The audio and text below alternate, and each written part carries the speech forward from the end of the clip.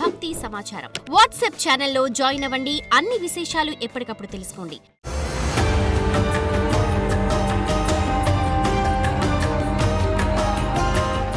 జై వీరబ్రహ్మ జై గోవిందమాంబ జై. నేను మీ కృష్ణమాచార్య శ్రీ బ్రహ్మపదం. గురుదేవులు వీరబ్రహ్మేంద్ర స్వామి వారి యొక్క ఉపాసన ఫలితంగా గవ్వ ప్రశ్నని క్రోడీకరించుకుని గోచార ఫలితాలని సమన్వయం చేసుకుంటూ ద్వాదశ రాశుల యొక్క రాశి ఫలాన్ని మీ ముందు ఉంచబోతున్నాం. ప్రధానంగా 5వ తారీఖు మే మాసం 2025 నుండి 11 మే 2025 వరకు ఉన్నటువంటి గ్రహ సంచార స్థితి. ప్రధానంగా మేషంలో రవి, వృషభంలో దేవగురు అయినటువంటి బృహస్పతి, కర్కాటకంలో కుజుడు, కన్యలో కేతువు, మీనంలో బుధుడు, శుక్రుడు, శని, రాహు, మళ్ళీ బుధుడు మేషంలో కూడా వెడుతుంటాడు. ఇది ద్వాదశ రాశుల్లో ఉన్నటువంటి ఈ వారం యొక్క గ్రహ సంచార స్థితి.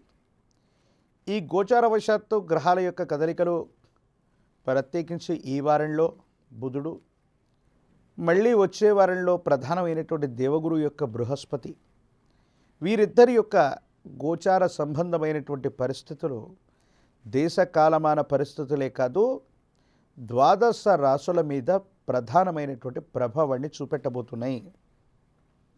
కొన్ని రాశులకేమో విశేషవంతమైనటువంటి గురుబలం రాబోతుంది.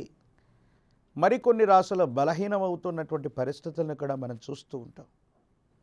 ఈ సందర్భంలో ద్వాదశ రాశుల యొక్క రాశిఫలం ఏ విధంగా ఉంది, ఏ ఏ పరిహారాలని పాటించాలన్న విషయాన్ని ఇప్పుడు మనం తెలుసుకునేటువంటి ప్రయత్నం చేద్దాం.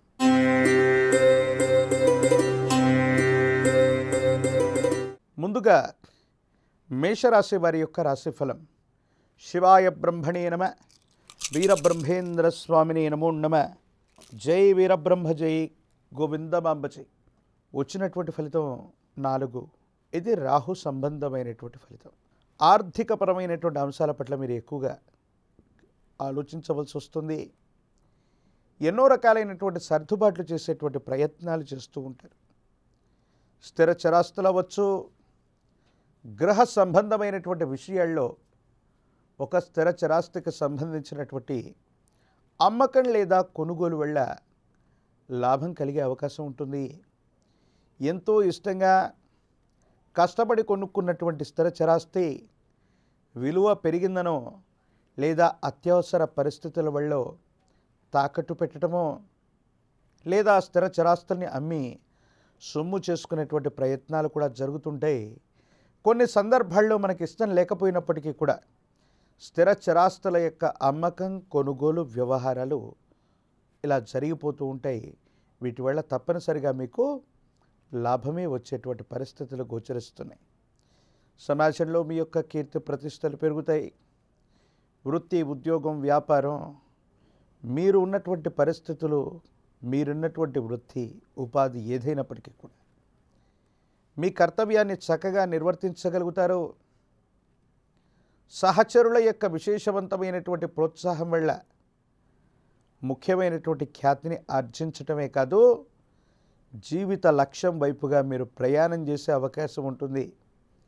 విందులు, వినోదాలు, శుభకార్య సంబంధమైనటువంటి విషయాల పట్ల ఎక్కువగా ధనాన్ని ఖర్చు పెట్టేటువంటి ప్రయత్నం కూడా జరుగుతూ ఉంటుంది.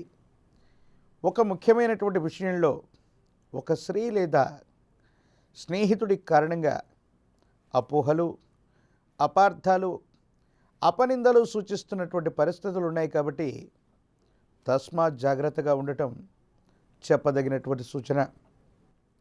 భగవత్ సంబంధమైనటువంటి అనుగ్రహం చేత మరిన్ని యోగదాయకమైనటువంటి ఫలితాలు రావటానికి గాను, అనుకూలవంతమైనటువంటి స్థితిగతులు రావటానికి గాను ఈ రాశి జాతకులు గ్రామదేవతా స్వరూపమైనటువంటి అమ్మవారిని విశేషంగా పూజించడంతో పాటు 108 నిమ్మఫలాల మాలని అమ్మవారికి సమర్పించటం, పాల పొంగలిని నివేదించటం వల్ల అత్యంత అనుకూలవంతమైనటువంటి ఫలితాలు వస్తాయి.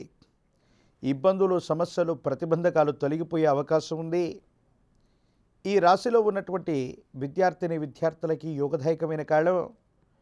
మంచి ఉత్తీర్ణత లభించడంతో పాటు ప్రఖ్యాతి చెందినటువంటి కళాశాలలు, యూనివర్సిటీల్లో కూడా మీకు అనుకూలవంతమైనటువంటి సీట్లు లభించేటువంటి అవకాశం తప్పనిసరిగా కనపడుతుంది.